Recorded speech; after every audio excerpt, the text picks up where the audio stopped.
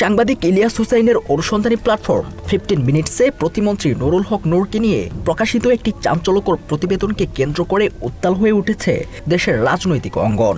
অনুসন্ধানী সাংবাদিক ইলিয়াস হুসাইনের এই প্রতিবেদনের প্রতিক্রিয়া জানিয়েছেন শ্রম ও কর্মসংস্থান প্রতিমন্ত্রী এবং গণ অধিকার পরিষদের সভাপতি নুরুল হক নূর। সামাজিক যোগাযোগ মাধ্যমে তিনি অভিযোগ করেন অনলাইন অ্যাক্টিভিস্ট ও লেখক পিনাকি ভট্টাচার্য এবং অনলাইন অ্যাক্টিভিস্ট ও অনুসন্ধানী সাংবাদিক ইলিয়াস হুসাইনের মতো কন্টেন্ট ক্রিয়েটররা ভিনদেশে বসে বাংলাদেশের রাজনীতি ও রাজনীতিবিদদের নিয়ে মন গড়া বিষয়বস্তু তৈরি করছেন।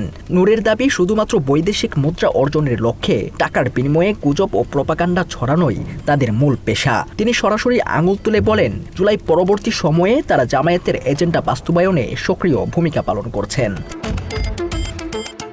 নূরের ভাষ্যমতে গণ অধিকার পরিষদ জামায়াতের অপরাজনীতির বিরুদ্ধে সোচ্চার বলেই তারা তার পেছনে উঠে পড়ে লেগেছেন। নির্বাচনের আগেও তাকে পরাস্ত করতে নানা ভিত্তিহীন অপপ্রচার চালানো হয়েছিল বলে দাবি করেন তিনি।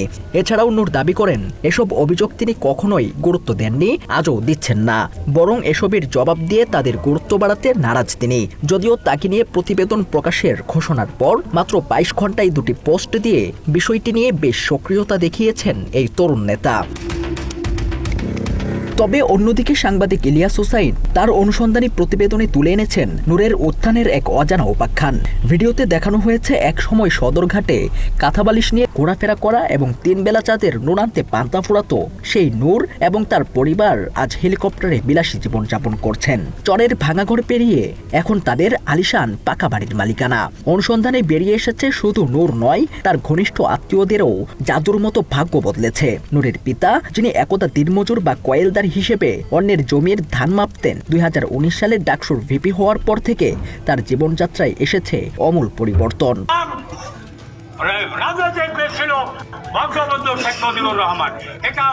যদি আমি বলি ছিল না, তাই আমি ভুলের রাজ্যে বসবাস করি। প্রতিবেদনে আরও ভয়াবহ অভিযোগ এসেছে বিকাশে টাকা নেয়া, সরকারি অর্থ আত্মসাৎ এবং তদবির বাণিজ্যের মতো জালিয়াতির মাধ্যমে গড়ে তোলা হয়েছে এই সম্পদের সাম্রাজ্য। স্থানীয় প্রশাসনও যেন নূরের আত্মীয়দের ইশারায় পরিচালিত হয়। তার মন্ত্রিত্ব কার্যকর হচ্ছে মূলত তার শালা নাইম, মানে শালা সুমন্দি, খালু শ্বশুর, বড় ভাই, ছোট ভাই, এভাবেই মানে প্রশাসন তাদের কথায় ওঠা বসা করতেছে।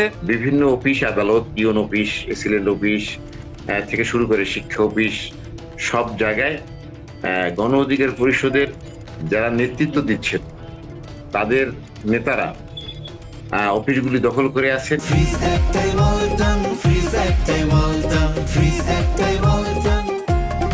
সবচেয়ে চাঞ্চল্যকর তথ্য হলো নূর এখন কোটা আন্দোলনের সাহসী কর্মীদের পাশ কাটিয়ে পতিত স্বৈরাচারী দলটির নেতাদের পুনর্বাসনে ব্যস্ত।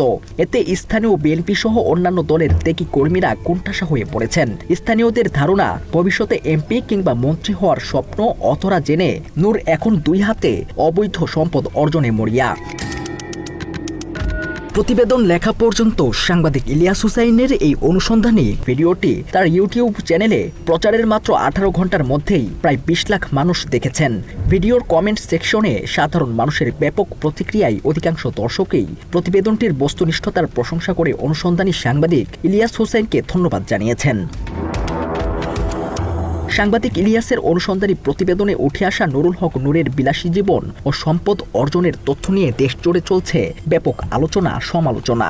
একদিকে প্রোপাগান্ডা ছড়ানোর অভিযোগ, অন্যদিকে নূরের আকাশচুম্বী সম্পত্তির হিসাব, সব মিলিয়ে রাজনৈতিক ময়দানে তৈরি হয়েছে নতুন প্রশ্ন।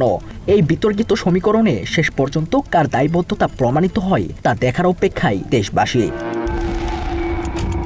News desk, Bangla addition.